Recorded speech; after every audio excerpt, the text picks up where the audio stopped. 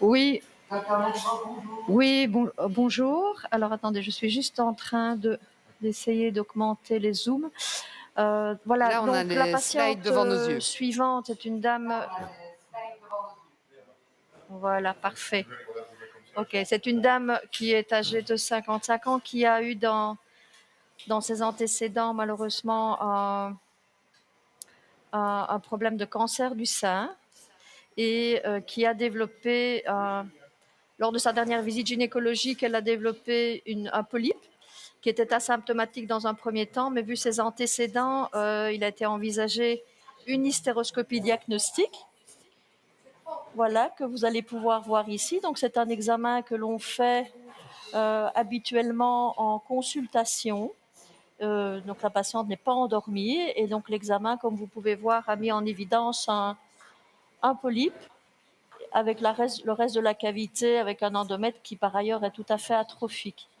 Donc, on lui a proposé de resséquer ce polype par, du coup, une hystéroscopie opératoire qui a comme caractéristique, en fait, d'utiliser un shaver qui va aller de manière focale enlever son polype.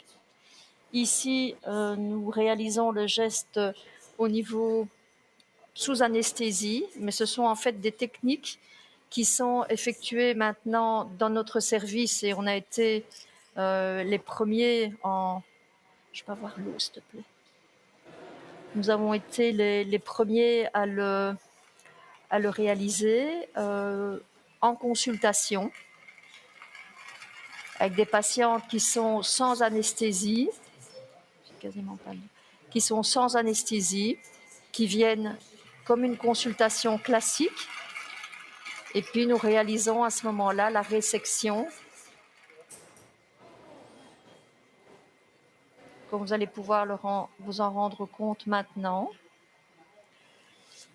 L'avantage de cette résection, outre le fait qu'elle peut se faire en consultation, son avantage également, c'est qu'on sait le faire sans utiliser de courant électrique, puisque la résection se fait en fait par un phénomène mécanique. Voilà, on peut lever un peu la table, s'il vous plaît, en faisant attention à l'écran.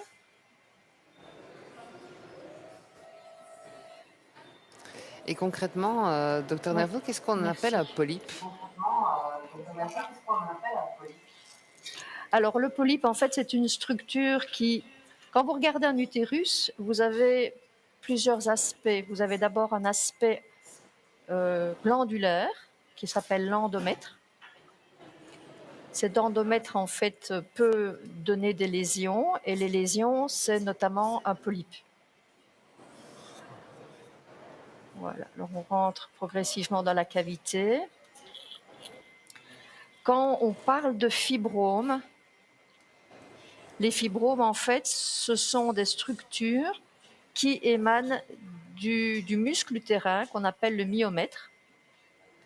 Donc voilà, nous voici dans la cavité et voici le polype. Voilà. Et la caractéristique de... On peut mettre à 100 de poids. Oui, merci. La caractéristique, en fait, du polype, c'est comme il désorganise l'endomètre, du coup, il va désorganiser les saignements et il va risquer de faire des saignements tout à fait, soit des règles abondantes, soit des saignements anarchiques en dehors des périodes de règles. Donc voilà en quoi ça consiste. Donc c'est vraiment un phénomène électrique et un phénomène rotatoire-aspiratoire. Donc pendant toute la procédure chirurgicale, on voit exactement ce qu'on est en train de faire puisque les copeaux sont aspirés pendant le geste de résection et ne restent pas dans la cavité.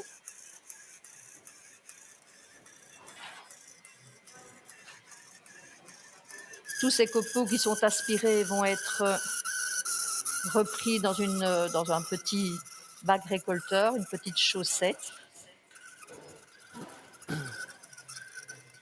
Et quels sont les risques de cette pathologie? Pardon? Quels sont les risques Excusez-moi, de j'ai cette pas bien pathologie? entendu la question. Pourquoi est-ce qu'on retire ce polype? Est-ce qu'il y a des risques par rapport à cette pathologie? Alors là, on va dire qu'il y a un pourcentage de polypes qui peuvent se transformer en malignité. Généralement, ce sont des polypes qui sont symptomatiques. Ce sont des polypes qui atteignent une taille assez importante. Plus le volume du polype est important, plus le risque d'avoir une transformation non pas maligne, mais une transformation pré-maligne, comme une hyperplasie atypique par exemple, est beaucoup plus important. Ici, la patiente est à la base asymptomatique, mais vu ses antécédents de cancer du sein, on préfère, et elle également, on préfère le lui retirer. Maintenant, l'avantage de cette technique, c'est que vous avez une biopsie, enfin ici vous avez le retrait complet, mais sinon la biopsie est totalement dirigée. Il y a des personnes qui opèrent encore des curetages, par exemple. Le curetage est un geste à l'aveugle, c'est-à-dire qu'on introduit dans la cavité utérine des instruments, mais ces instruments permettent de resséquer de l'endomètre, mais on peut parfois passer à côté de certaines lésions. Avec ceci, ce n'est pas le cas. Avec les hystéroscopies opératoires non plus. Vous voyez que je peux aller très loin dans ma cavité et aller vraiment chercher les lésions là où elles se trouvent.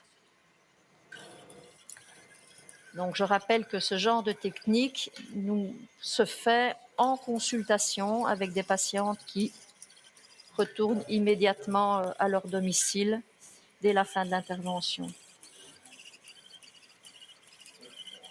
Nous avons été, dans le service de M. Kridelka, nous avons été les premiers en Belgique francophones à développer cette technique et en faire bénéficier nos patientes. Et donc, on parlait justement du CHU Centre d'Excellence en Wallonie. Et donc, vous ne faites que confirmer ce qu'on était en train de raconter avec mon invité tout à l'heure.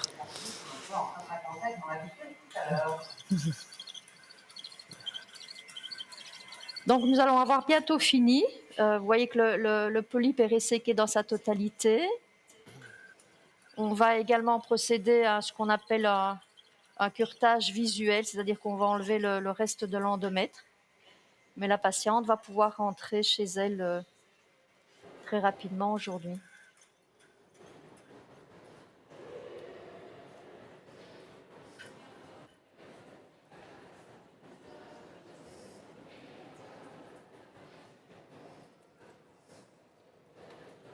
Voilà. Voilà, nous avons terminé avec madame. Eh ben, merci beaucoup de nous avoir accueillis, docteur Nervo, et je vais aller retrouver docteur Neuberg.